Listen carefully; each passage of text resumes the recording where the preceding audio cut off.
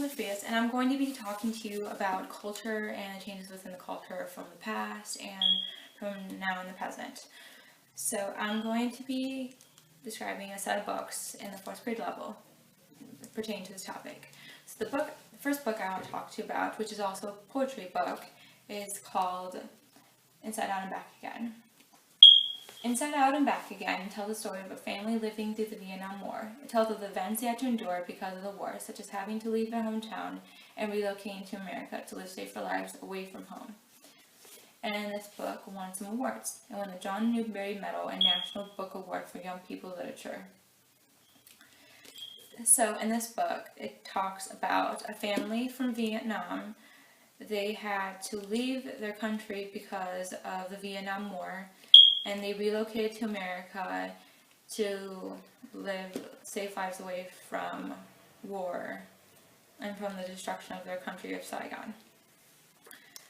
So, in this book, when the family moves to America, they have to live completely new cultures, and they had to adapt to it with all the difficulties that came along with it.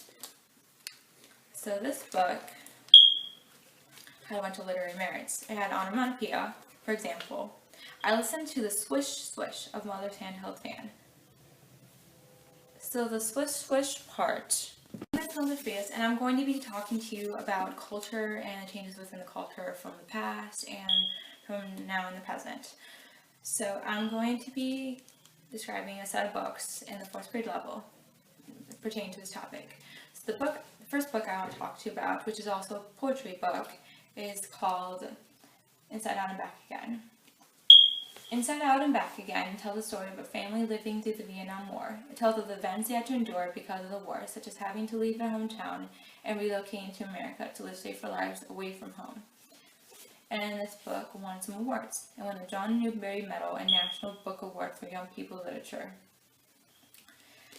So in this book, it talks about a family from Vietnam.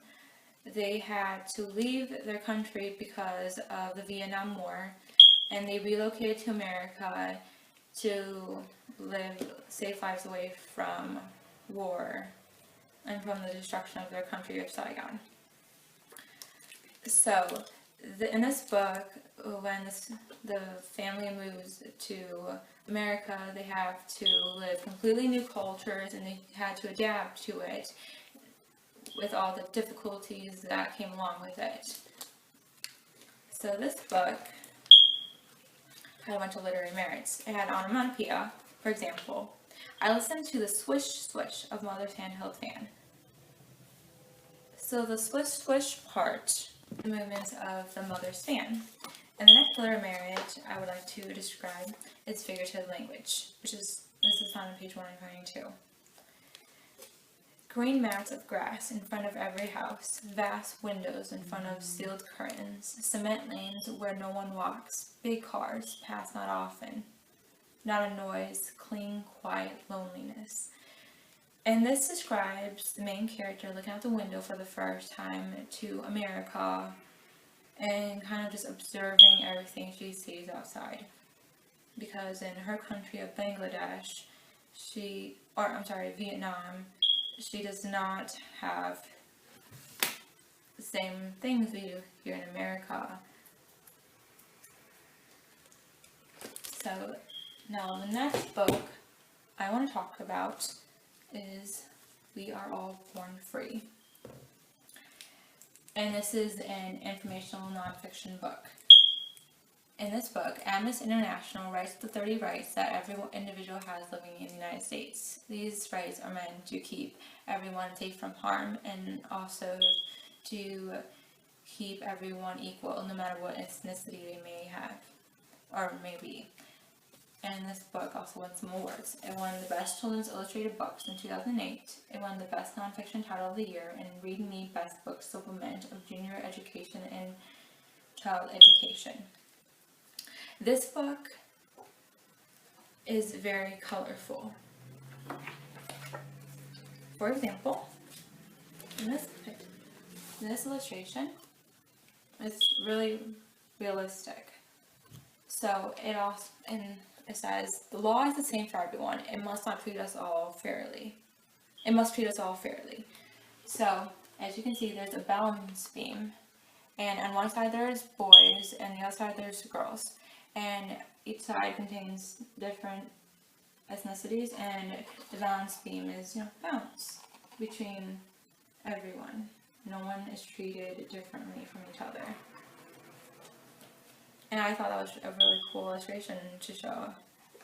And then the next illustration I want to show is this. It says, we all have the right to belong to a country. So here's a big boat of every type of person, Muslim, Christian, any type, in a boat going into a different country, away from their own. And I thought this was a cool way to show the 30 rights, but in a child-friendly version, in a way that they would be able to understand them all. So the next book I want to talk to you about is called Rickshaw Girl. In the story of Rickshaw Girl, Perkins talks about how one girl, Naima, is in desperate need to help her father work, but is unable to work because she's a woman, and women are not allowed to work outside of their homes. This book talks heavily about how women are discriminated in Bangladesh. This book won a bunch of awards. It won the ABC Best Books for Children, Amelia Bloom Project, Bank Street College of Education's Best Children's Books of the Year. It won the Boston Authors Club, the CCBC Choice, the Jane Addams Children's Book Award, Honor Book, the Julia Wartow Book Awards, the Moonbeam Children's Book Award, the New York Public Library's Children's Books in 2007. It won the Notable Books for a Global Society. It won the NYRA Award-winning KISSed. It won the Sequoia Children's Book Award, Master List, and it also won the Skipping Stones Honor Book. And this book is contemporary realistic fiction. So this book, again, talks about how Naima, the main character, wants really desperately to help her family earn money because they are on the verge of poverty, and only their father is able to work for them. So Naima goes in desperate need just to do anything she can to try to work, even if it's not allowed to. So this book talks about the culture in Bangladesh and how women are treated really unfairly when it comes to working, and it is still now to this day that women are treated like that in this country and other countries around the world. So in this particular book, there are also some literary merit. It has simile. For example, she polished the lotus flowers until they gleamed like ivory. So she's comparing the lotus flowers and the gleaming of it, and she compared that to the ivory. And then there's also imagery. The blue Thames lake sparkled in the midday sunshine, and that just gives you a clear picture of the sunshine and the beautiful lake that is in this particular scene. It contains some pictures like this. This is Naima and her sister. You can see that they're pretty realistic, the pictures. And this is Naima and her friend. Again, they're really realistic pictures. Now, there is also personification. For example, the rickshaw picked up speed again. The wind slapped against Naima's cheeks and blew her hair loose from her braid. So the wind is getting personified. It's getting realistic or human characteristics because it can't really slap anyone. And now the next book, and the last book I'm going to talk to you about, is called The Friendship.